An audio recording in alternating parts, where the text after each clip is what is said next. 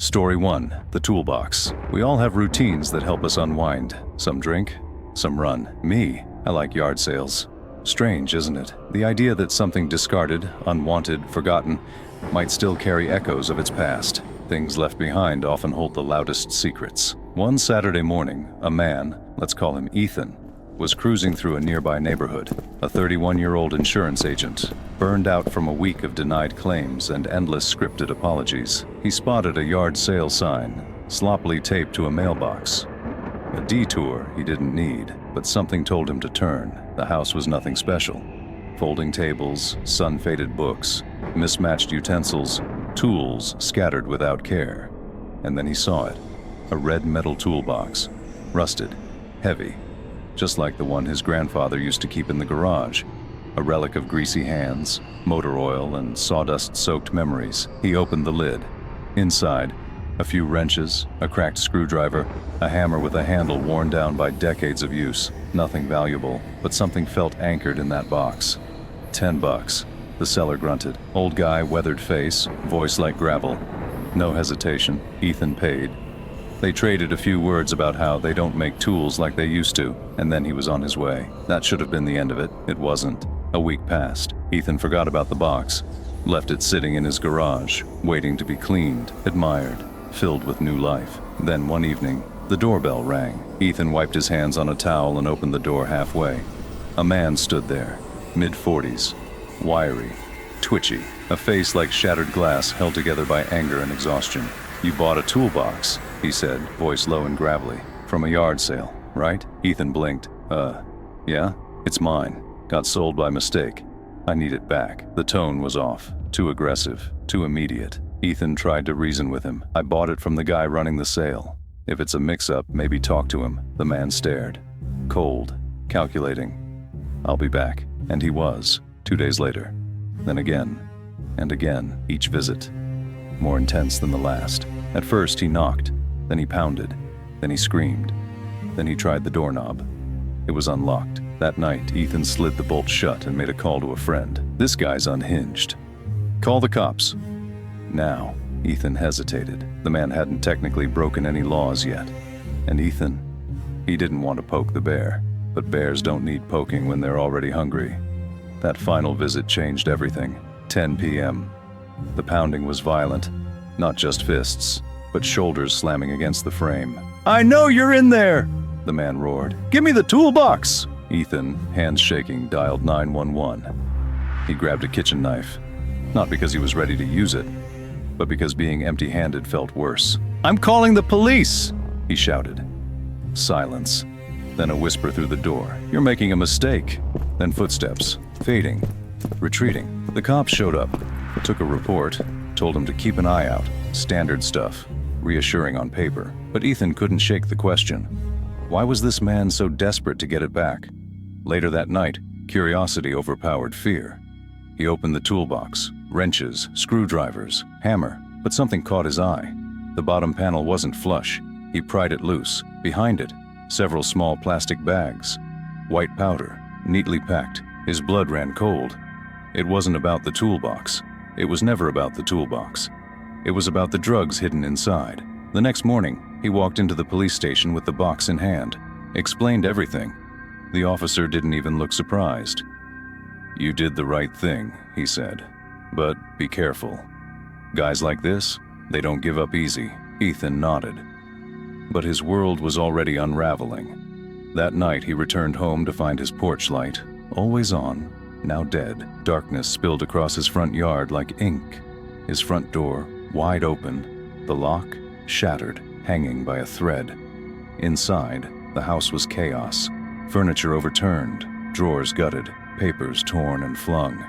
The smell of desperation hung in the air like smoke. From down the hall, he heard it. Footsteps. Rushed, panicked. He pressed himself against the wall. Then, the back door slammed. 2 men, sprinting through the backyard, gone before he could breathe. They weren't just thieves. They were addicts, or dealers, or worse. They hadn't come to talk. They'd come to retrieve, but the stash was gone. And now, they were desperate. The police came. Took another report.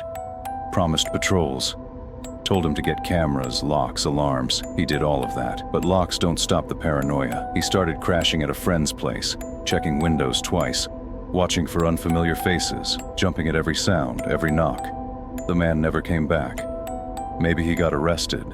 Maybe he found someone else to haunt. Maybe he was still out there, watching, waiting. All Ethan knew was that a $10 nostalgia trip turned into a nightmare that wouldn't let go. All because he opened a toolbox. Next time you see something old and forgotten at a yard sale, maybe leave it there. Some boxes are better left unopened. Story 2. The unmarked tape. When you work in IT, people assume you live surrounded by cutting-edge tech.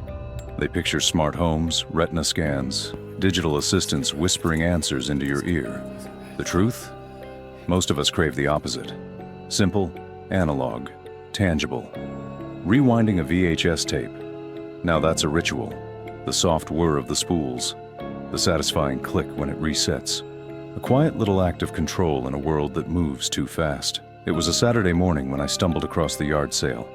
Just a few houses down. Nothing fancy. A family was moving out, clearing their clutter onto folding tables. The man running it sat in a lawn chair, half asleep, sipping iced tea like it was his last day on Earth. I wasn't looking for anything, but then I saw it. A box of VHS tapes. Old classics. E.T., The Goonies, Back to the Future. The kind of films that turned basements into sacred spaces. Then I saw it, buried beneath the stack. An unmarked black tape, no label. Just the faded residue where one had been ripped off. I didn't hesitate.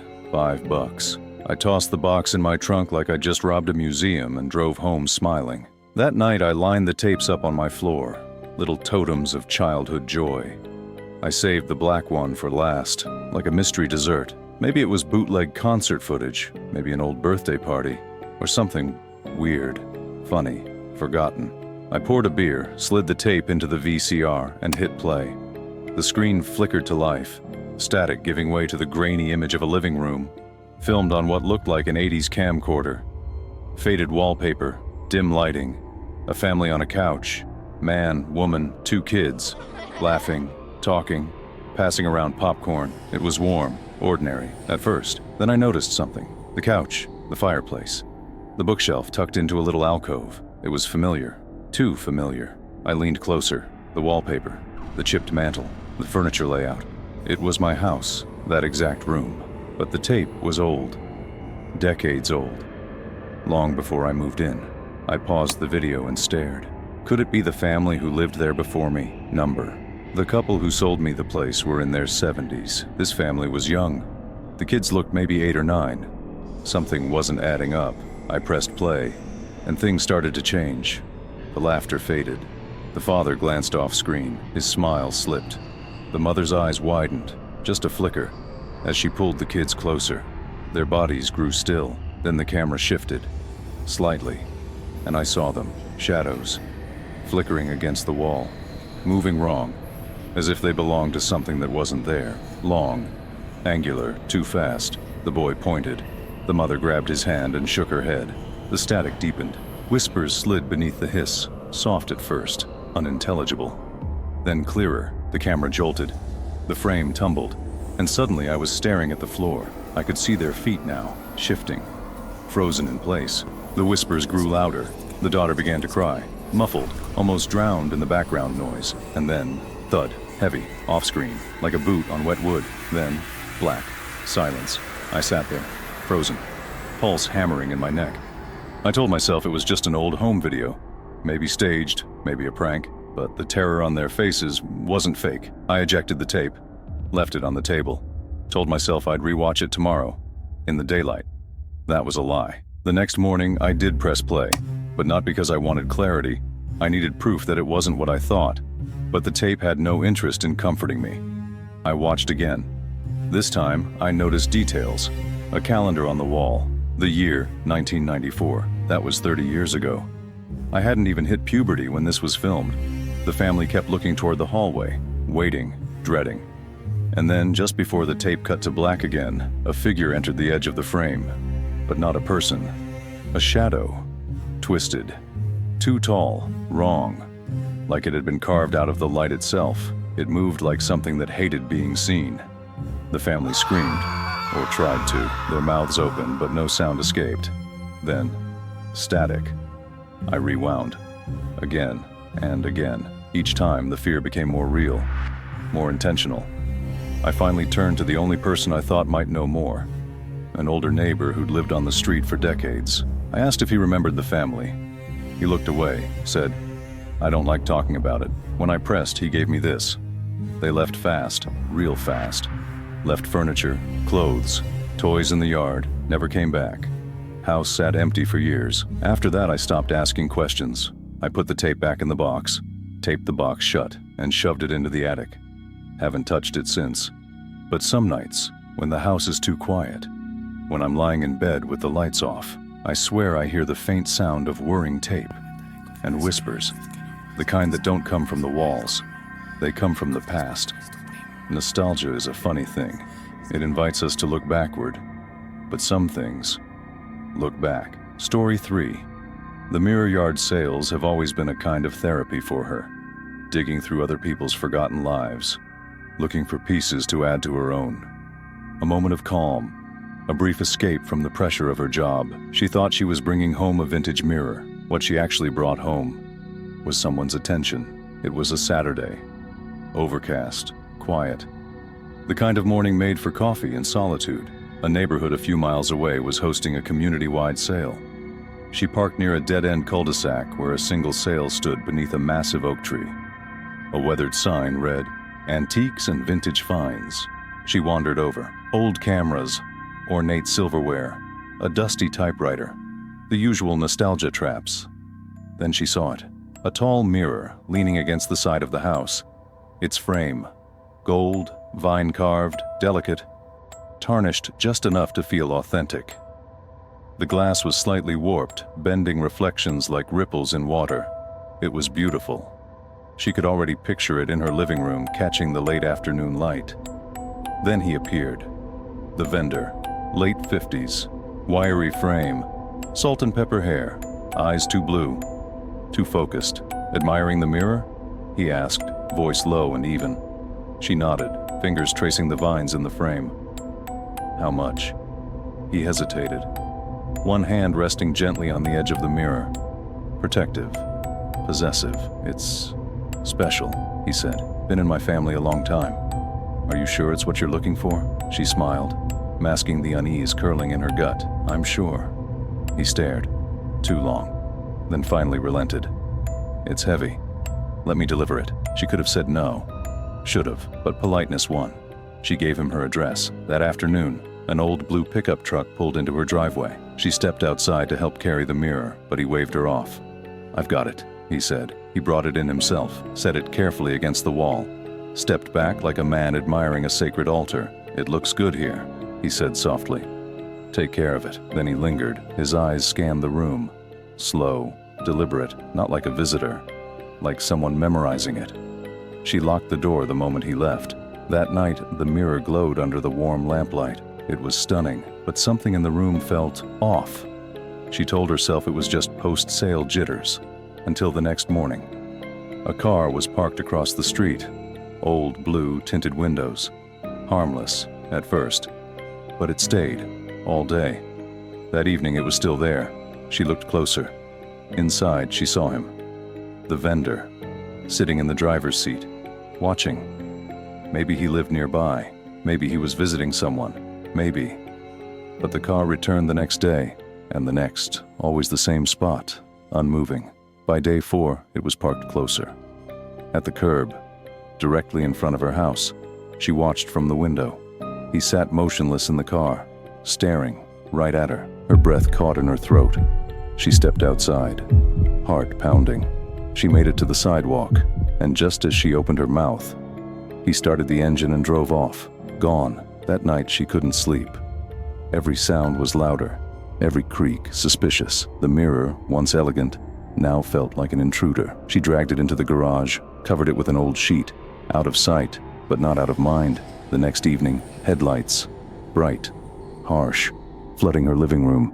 She peeked through the curtains, the sedan, in her driveway.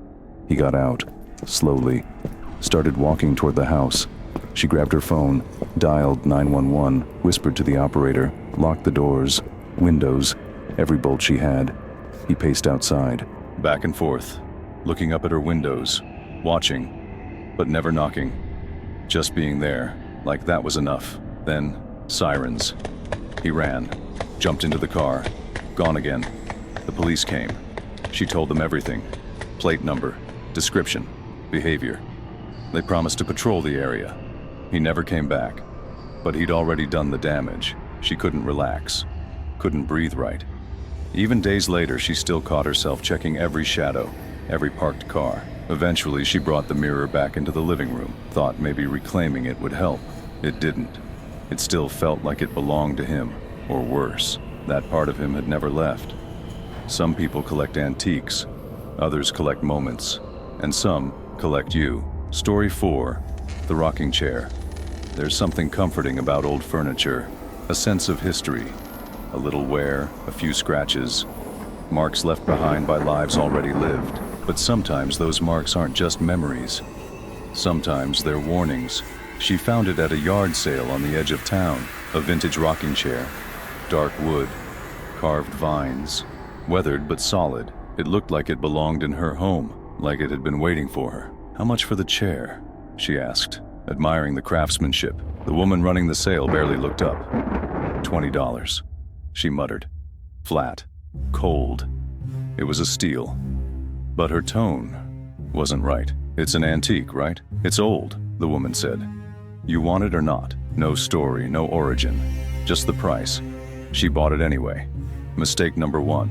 She brought the chair home, placed it by the bay window, draped a throw blanket over the back, centered a small rug beneath its legs. It looked perfect.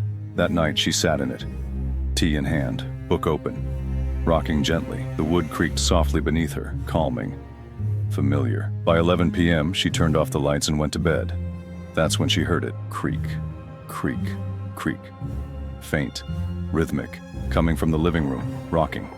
She sat up in bed, heart pounding, told herself it was just the wood settling. Maybe the wind. Lie number 1. The creaking returned the next night, and the next. Some nights faint, others loud. Too consistent to be the house. Too human. She started avoiding the living room after dark. Then one morning she saw it. The chair had moved, just slightly. Turned toward the window. She lived alone. She hadn't touched it. She told herself she'd bumped it while cleaning. Lie number 2. She pushed it back. Tried to forget, but the tension in the air was harder to ignore. That night, she decided to test it. Sat in the chair. Rocked back and forth, nothing strange. Before going to bed, she placed a strip of tape beneath one leg. If it moved, she'd know. She woke at 2 a.m. The sound was louder this time. Violent. The chair wasn't rocking. It was thrashing. Wood groaning. Blanket slipping. She ran into the living room. "Stop it!" she screamed. The chair froze, mid-rock. The room went still. She looked down. The chair had moved inches from its marked spot. She didn't sleep that night. The next evening, just as she locked up, something new. A whisper, low, murmured. Impossible to understand. Coming from the living room. She crept closer. The sound grew louder, still unintelligible, still wrong. "Who's there?" she whispered. The whispering stopped. She backed away, grabbed her phone, and called her friend Anna. "I need you to come over." Anna arrived 20 minutes later, smirking, skeptical, until she heard the creaking. Her smile vanished. "Okay," she whispered. "That's not normal." 2 nights later, she tried something desperate. She slept in the living room, thought maybe her presence would stop it. It didn't. She woke at 3 a.m. to a sound like an explosion. Bang, bang, bang. The chair was slamming into the wall, over and over, rocking violently. The blanket had flown off. She didn't scream. She just ran. Grabbed her keys and drove. Didn't stop until the chair was miles behind her. The next morning, she dragged it out to the curb, taped a sign to it. Free. Didn't care who took it, just wanted it gone. Later that day, it was. But the silence that followed didn't feel like peace. It felt like the air was holding its breath. Like something had been unseated, but not gone. She couldn't shake the feeling that a part of it was still inside her house. Watching, waiting. Vintage furniture tells stories, but some refuse to stop talking. Some things don't want to be sold. They want to be kept. 4 stories, 4 sales, 4 bargains made without reading the fine print. A cursed box, a haunted doll, a man who wouldn't let go, and a chair that refused to stay still. Yard sales promise hidden treasures, relics of the past waiting for a new home. But sometimes, the past doesn't want to stay buried. Sometimes the things we bring into our lives don't just come with a story. They bring something else. Something that never left. Something that wants you. So next time you spot that perfect find on someone's lawn, ask yourself, why are they selling it? And what will it take to make it go away?